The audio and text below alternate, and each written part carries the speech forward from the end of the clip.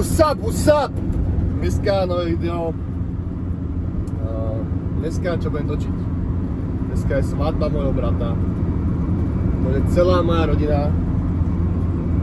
A už od rána pomáham trošku chystať tú svadbu. Takže dneska bude dosť vyťažený deň. Včera som písal ináč príhovor. Ten príhovor je môj asi najväčší extrovertný výkon v mojom živote. A bude to zaujímavé.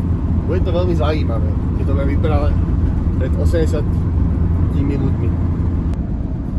Môj tréner mi dovolil si dať 1-2 jedlá na tej svadbe, ale ja si myslím, že asi si to užijem, jak sa to patrí, pretože takúto chvíľku už človek v živote možno nemusí zažiť. A hlavne takéto zoskupenie, že celá moja rodina, to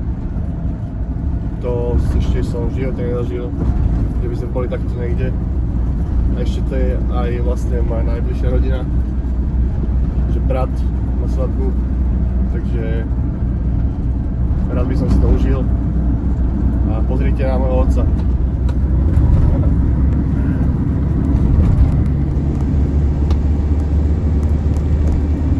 Čo to tam má? Tánička a Dávid. A ináč budem svedok, za čo som veľmi rád. Takže preto ten príhovor. Teším sa. David? Ideme na...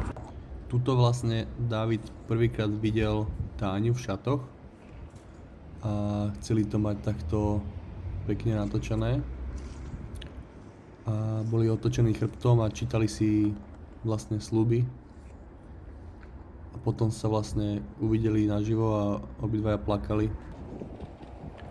Tu sa fotili v meste. A za takých 20 minút sme sa presúvali k Táničke domov a Dávid si išiel pýtať Táňu od rodičov.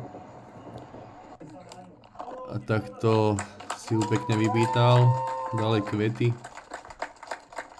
a všetko to majú pekne natočené. Ešte nie, Pierko, Tánička, ešte nie. Teraz mi už odpovedať rýchlo otázky, on bol úplne unesený, to si videla, hej. Odpadával, mal krásne ponuky od tvojej maminy, ale povedal, že srdce mu bije iba pre jednu dievča, menom Tánička, to si ty. Lenže my si robíme teraz taký testík, že či to bude ten, čo ti bude slúžiť na nervy chodiť, je to on?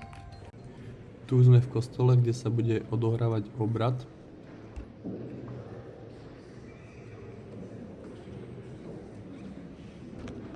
A tuto sme už na mieste diania a zábavy. Tak to tam vyzeralo vnútri. Veľa stolov, veľa ľudí, veľa jedla.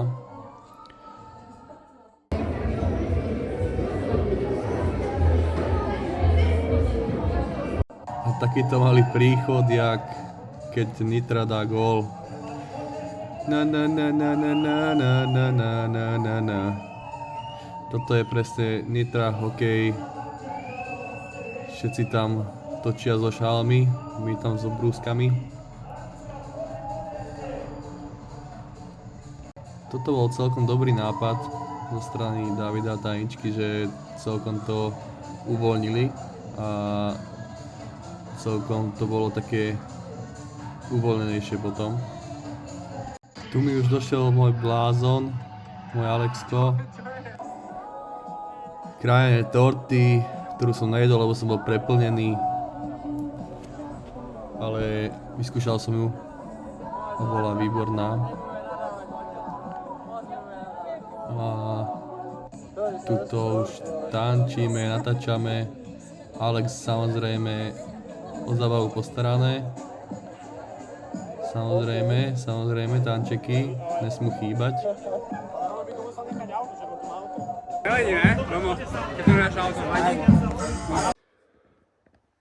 Bolo tam proste toľko mojej rodiny, že to som v živote pokope ani nevidel nikdy a hlavne takáto príležitosť v živote už nebude. A keď bude, tak budem veľmi rád, ale myslím si, že už nie. Keďže ja priateľku ani nemám a svadbu by som videl tak o 20 rokov možno. Takže trebalo to využiť a trebalo si to asi užiť poriadne. Aj som to potreboval niečo takéto, lebo ja som aj cez objem si nerobil veľké cheaty. Išiel som, že raz za čas niečo si dať, ale toto bolo akože taká postina, že to v živote ani také jedlá kombinácie, že to v živote asi ani nebude mať už možnosť niečo také znovu zažiť. Tak Adamko sa včera natopkal.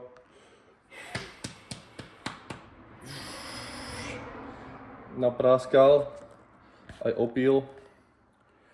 Užil som si to. Vybil sa mi potom mobil, takže som to aj nenatáčal už potom, bohužiaľ. Ale nevadí. Tancovali sme do 5 rána a dneska iba trpíme všetci, ale na to sa bude veľmi dlho spomínať. Bolo to krásne, teším sa z toho a máme nového člena rodiny, Taničku Okoličániovú. Takže tak. A jak som hovoril, že včera boli cheaty veľké, čo som povedal za kusky hovadiny, tak dneska, dámy a páni, máme už vločenzy a tuto máme ešte zákusky. Ale toto si nemyslíte, že ja to budem jesť. Tento ináč, ty kokos, to je taká roláda, plná pistáciou. To som jedol jak chytený. To bolo že konec. Ale toto, to je svadobná torta. Tu som ani nemal, lebo som už bol úplne plný. Tak tu som aj nekoštoval, ale toto, jak je, si teraz dám do mrazáku a keď budem po súťaži, tak to vyťahnem a dovidenia. Normálne naraz to schálujem. Takže tak. A teraz proste režim a už nebude žiadne odbočky alebo že si chcem niečo užiť. Proste už taká situácia už nebude.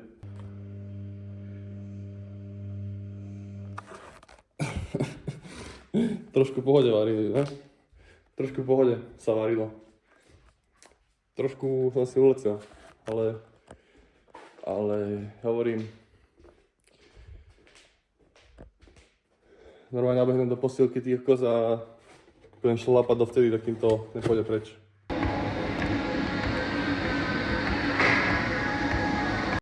Dnešný deň dopadol tak, že polku som prespal, polku som len ledva žil a štvrťku som cvičil.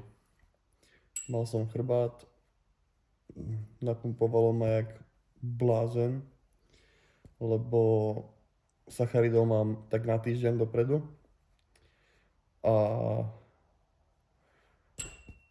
tak, ale zajtra ešte natočím check-in trénerovi, ten bude úplne nadšený,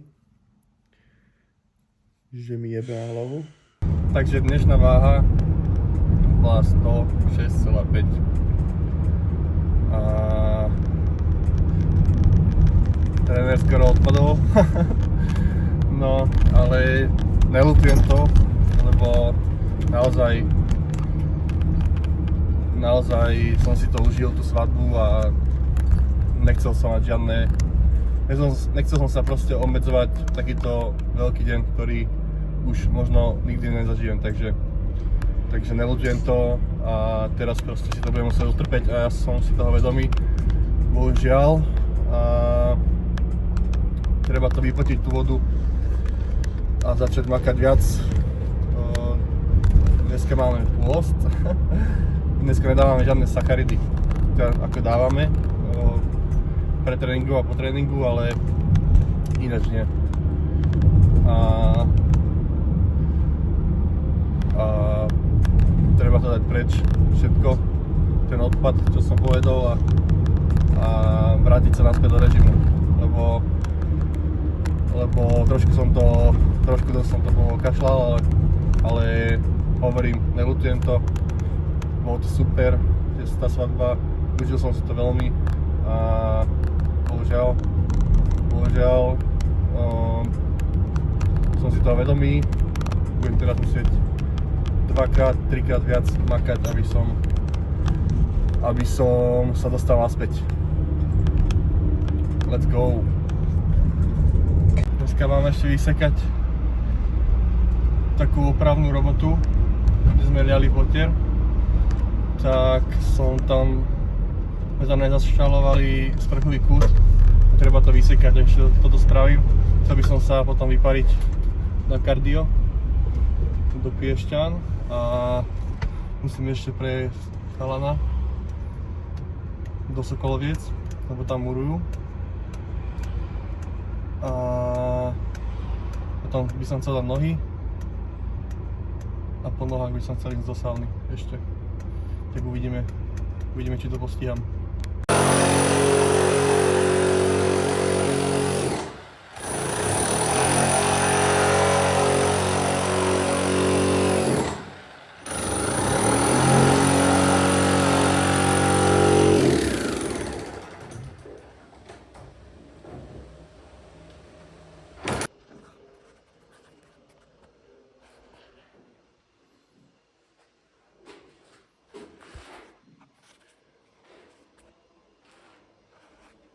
Pol tretej.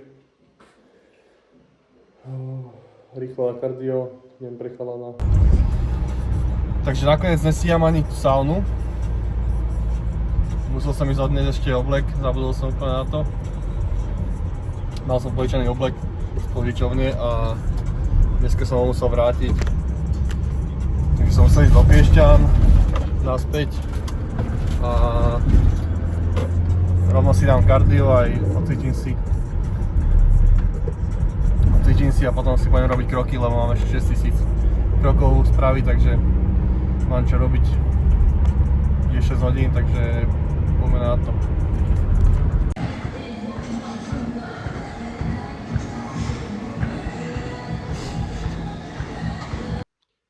Tak, ja už idem spať, ukončujem toto video. Zajtra stávam skoro do práce. Zase ranné kardio a práca, varenie, tento kolotoč, toto chceme a ideme si preto. Takže tak, majte sa pekne, dajte mi zase nejakú odozvu, prosím, a ahojte. Vidíme sa pri ďalších videách.